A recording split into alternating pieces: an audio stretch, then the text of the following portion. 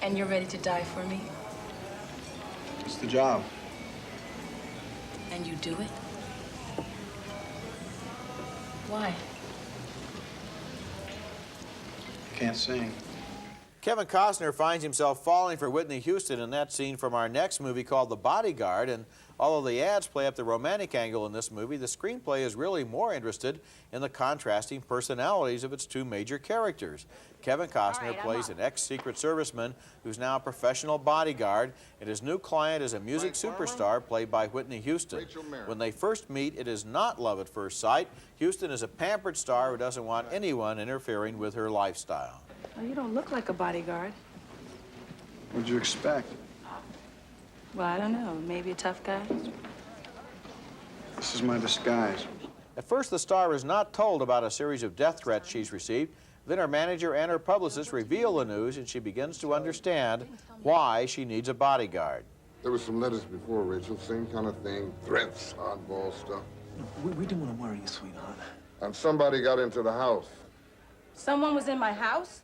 One of the movie's most effective scenes involves a club concert where she is essentially unprotected against a mob of her fans. You know, forget the crazy death threats. If she doesn't sing, she's dead anyway. Yes, handled properly, this whole thing could be good for $1 million worth of free publicity. One word. Yeah, well, it could clinch you the nomination. One word in print about this, Yeah, about okay, anything. okay. There is a love story in The Bodyguard between Costner and Houston, but writer Lawrence Kasdan and director Mick Jackson are more interested in the interplay between these two people who are as close as life and death and as distant as boss and employee. I actually found the movie's thriller elements less interesting than the tension between these two different personalities, and the big surprise ending is really contrived. Houston does a fine job in her movie debut, however. I think she has the kind of look and personality that the screen loves, and Costner is interesting as a man who actually seems to value his job more than his life. I vote thumbs up, but not for the solution to who's sending the death threats. Well, that was a little easy to figure out. I liked it as, rather than a love story, I'd describe it as a respect story. Because I think what really happens is, you're not going to see, I mean, people, if they're expecting to see them roll around in bed together and have a lot of sex, that doesn't happen here.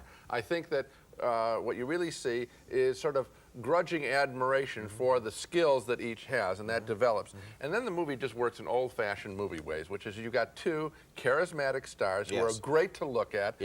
She is glamorous. We want to eavesdrop on what the lifestyle might be really like if you make all that money in the music business, and what does she live like, and what's her Bel Air home look like. And then you got Costner, who's doing a sort of American Boy Scout thing, and he does it as well as anybody. There's good chemistry there. The movie directed by Mick Jackson, who made L.A. Story, the Steve Martin picture, and he has a good understanding of how L.A. works, how the people in the various jobs around the star compete with each other, and they're jealous with each other. They're looking for power within the palace compound, and that's very interesting. All of that stuff is good. And Houston, I think on the basis of this film, she's a movie star. Well, she was really smart to take this role, and she's more than equal to it. Coming up next, the new film from the director of Mona Lisa, a story of Irish terrorism and love. It's called The Crying Game.